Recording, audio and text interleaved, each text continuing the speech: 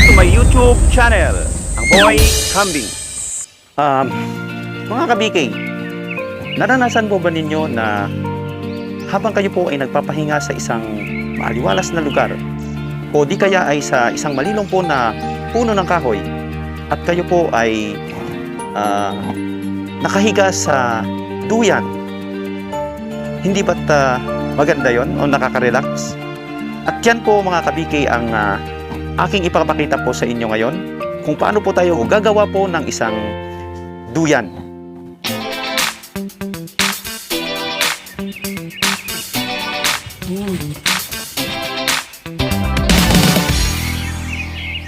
So mga ka-BK, ang paggagawa po ng duyan ay kailangan po mayroon po tayong mga materyales. Ipapakita ko po sa inyo. Kailangan ay meron po tayong tali na gagamitin. Okay? Makikita nyo po. Yan. Meron din po tayong strap. Ito po ang ating gagamitin pagka tapos na pong matahi ang duyan. Okay? Ito, strap. At kailangan din po ay meron tayong improvised stick. Yan, improvised stick. Tulad po nito, PVC lang po ito. Kasi dito na po natin isasalin yung ito. Para siya ay maging ganito. Okay? Idilipat po natin. Yan, kung nakikita nyo po, ganito. And then, kailangan po ay meron din po tayong gagamitin na guide. Yan, dalawa. Dalawa po yung aking gagamitin. Isang 3x5 at saka isang 2x5. Yan. And then, hindi rin po siya mabubuo ng basta-basta. Kung ito, kailangan po ay meron din tayong ring na gagamitin. Okay? Ito po ang aking gagamitin. Gagamit po ako ng ring. Yan. Kasi dito po natin itatali. Pag tapos na po siyang nailagay, dito po natin gagamitin itong strap. Paglalagyan po natin ng yan. Okay? At kailangan din po ay meron tayong lighter. Dahil po doon sa mga pinagputulan po natin, kailangan po natin siyang pasuin. Okay? So umpisahan po natin. Okay? So una, meron po tayong isang tali na nakatali sa magkabilaang poste o di kaya ay puno. Yan. Ito, katulad po nito. Yan. Tapos, kuhanin nyo po yung guide. Ito yung guide natin. Yung malapad. Yung 3x5. Sa akin kasi ang gagamitin ko is 3x5. Nasa sa inyo po kung ano po yung gusto ninyong gamitin, anong sukat. Pero ang gagamitin ko po is ito, 3x5. And then, yung tali na nakalagay na dito sa stick. Improvised na stick. Okay? Ngayon, papakita ko po sa inyo kung paano natin umpisahan na gagawin. So, una, dito sa inilagay natin na tali, no?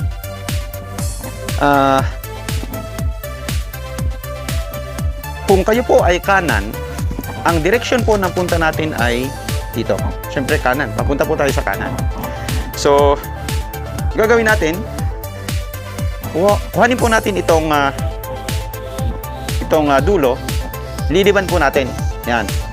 So, nakaliban po siya. Ha? Nakaliban po siya. Okay? Papunta po tayo doon, ha? Yan. Kailangan ay tatandaan po natin, sa umpisa ay kailangan mayroon po tayong excess na tali na tansyahin po natin 1 metro o kung nasa sa inyo po, nasa 1 metro o mahigit 1 metro. Okay? Yan, katulad po nito. Ngayon, ito na siya. Nakaganyan na siya. Para po maglalak siya, nan natin ito.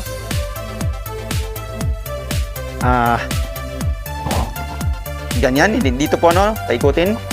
Ito, nakita nyo. Ito. Papunta po doon. Yan. hawakan nyo po ito. Dito, yan. Tapos, papunta po dito. Yan, kung nakikita po ninyo. Yan. Tapos, balik nyo pasok nyo dito sa butas. Yan. Tapos, dahan-dahanin nyo pong hilahin. Yan. So, nakalak na po siya. Oh, hindi na makatanggal. Nakalak. Okay? Yan. Ngayon, kunin po natin itong guide natin. Itong 3x5. Ano? Pero ito po ay hindi po ito saktong 3 at saka 5. Kasi mas binawasan ko po siya, mas nilitan ko. Ang gagawin po natin ay nakatayo siya. Okay? Nakatayo. Lagay po natin dito. Yan. Kaya nakatayo siya. Ayan. Ano? Patayo. Kuhanin po natin ito. Dadalhin ulit natin sa dididiban natin yan sa tali. Pabalik sa butas. Ano? Yan. Kailangan po siya nakagawa kayo ng isang butas. Yan ito. Ito. Okay? Yan.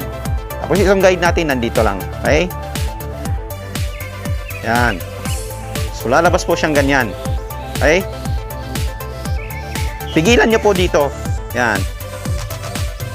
And then, ilalak po natin siya. Ididiban ulit natin sa taas, pababa, balik dito sa may butas. Okay? Tapos, dahan-dahan nating hilahin ang tali. Yan. Yan. Ano? So, nag-lock na ulit siya. Yan. So, ganun ulit ang gagawin natin. Yan. Liliban natin. Pasok natin dito sa may butas. Tapos, handa nating hilahin. Okay? Ganun ulit. Ganyan. Okay? Liban natin. Pasok ulit sa butas. Dahan-dahan nating harakin. Lock. Okay? Nakalock na siya. So, kung bibilisan po natin, ganyan po siya. Yung pangalawang balik, lock. Okay? Ayan o. Ilalak ulit natin. Lock. Liban, pasok sa buta. Yan. Huwag muna, hindi pa nag-lock po yun. Lock.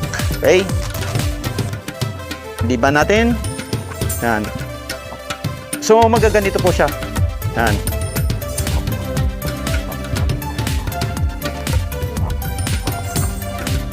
Kailangan ay, kailangan po ay, tignan po natin lagi na, na ilalak natin ito. Okay? Ayan, kailangan lagi po siyang nakalak. Kasi meron po yung iba, minsan ay nakakalimutan po nating hindi ilak siya. Nakaganyan na lang siya. Gagawa ulit siya ng isang ganon. Oh. Ayan, ganyan. Hindi po yun ang tama. Ayan, kasi pagdating po sa dulo, pag tayo po ay ilalagay po natin sa ring, maglalaro. Okay? So, kailangan po natin siyang ilak. Okay? Yan. So, may bilang po yan. Tandaan po natin may bilang. Kung ilan pong, kung ano yung lapad na gusto po ninyo, yung sa duyan ay kung ano po ang lapad ng duyan, dito po tayo nagbabase. Unang buhol ay wag na po nating isasama ito. Okay? Tanggalin ko, no? Tanggalin ko. Okay? Ang pagbibilang po ng kumbaga yung sa butas ng gagawin nating duyan o yung lapad, wag po nating isali yung unang buhol. Sa pangalawang buhol po tayo mag-umpisa ng bilang. Okay? So, kailangan ay, ang gagawin ko dito, gagawa ako ng, ang gagawin ko pong, kung ilan buhol po siya, 38. Okay? 38 siya. So, ang nagawa ko po ngayon ay, dito pangalawa, sa pangalawa po tayo mag-umpisa. 1, 2, 3, 4, 5, 6, 7, 8, 9. So, 9 pa lang. Ano? 9. Kailangan makagawa ako ng 38. So, 9. Pang 10 na po ito, ano?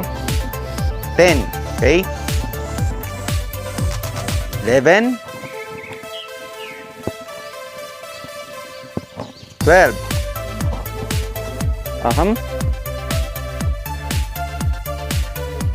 Pag naman po siya ay napuno, tinatanggal naman po natin ito. Okay? Natatanggal siya. Ayan. So, tapos natin gawin, meron tayong 38 na mata. O kaya ito ang butas niya. O tinatawag po nilang mata. Okay? So, yung 38 na yan, yan po yung magiging sukat ng lapad po ng gagawin nating duyan. Okay? So, kung ang ginamit po natin ay sa una ay nakatayo siya. Ngayon naman po, liliban po tayo kasi papunta naman ulit po tayo doon. Okay? Pahiga naman po ang gagawin natin. Nakahiga naman po siya. So, bale, kung ito ay 5 ang sukat, okay? Gagawin din naman na po natin ngayon ay 3. So, kunin natin itong stick. Kung nakikita nyo nakaganyan siya. Yan. Okay, suklit ha. Yan, ganyan, ano? Okay. Tapos, itong stick natin na may sungkitin po natin yung isang, yan, may mga butas po yan, di ba? Yung unang tali, yung butas na yan, papasok po natin yan. Okay? So, pagkasungkit na nasungkit po yan. Tapos, dahan-dahan po natin siyang hilahin. So, lalabas po siyang ganyan. Okay? O, kailangan po siyang nakasagad, ano? Yan. Tapos, kailangan po ito ay ilalak po natin. Di ba naglalaro? O, yan, naglalaro po siya. Ngayon, ilalak po natin ito para hindi po siya naglalaro. Yan. So, pigilan po gamit po itong tawag nito, hintuturo at saka itong thumb natin. Yan. Pigilan po natin. Yan. Tapos ito, kailangan po siya nakaganyan. Gagawa po kayo ng isang butas. Yan, oh. May butas po siya. Bali ito. Yan. Tapos, pasok po natin doon sa loob. Okay. Yan. Yan, ganyan. Tapos, dahan-dahan po natin siyang hilahin. Pero, dito po sa likod. Okay. Yan. Tapos, dahan-dahanin po natin bitawan. Okay. Tapos, ibalik po natin. Yan. So, ganyan po ang labas niya. Hindi na po siya naglalaro. Okay. Ganon din po ang gagawin natin. Yung ulitin natin. So,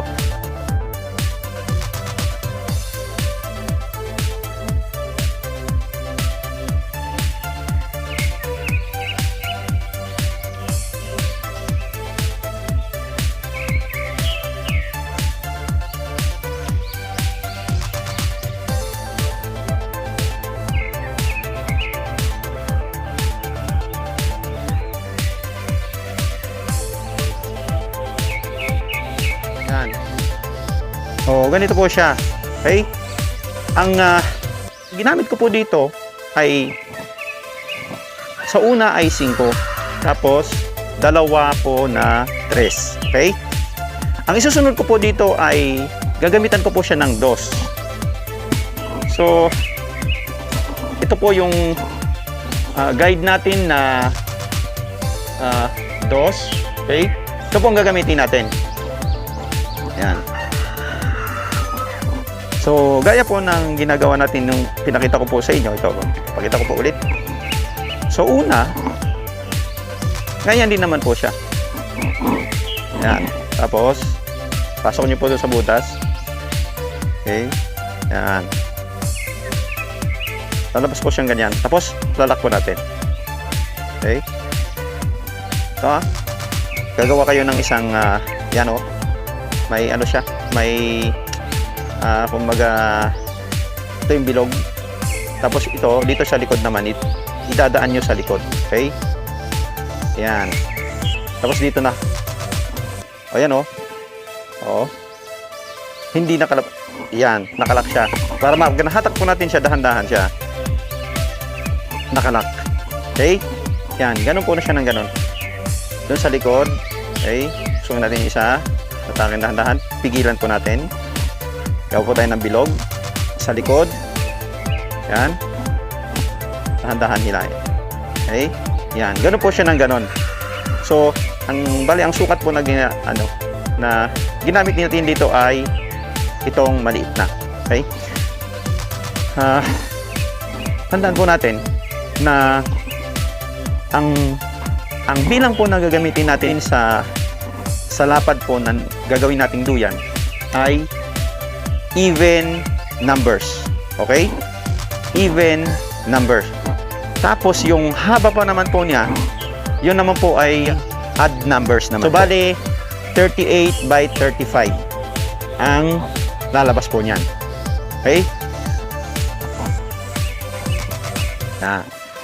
So tuloy natin. So mga kabiki, so bali ito na po siya. Okay?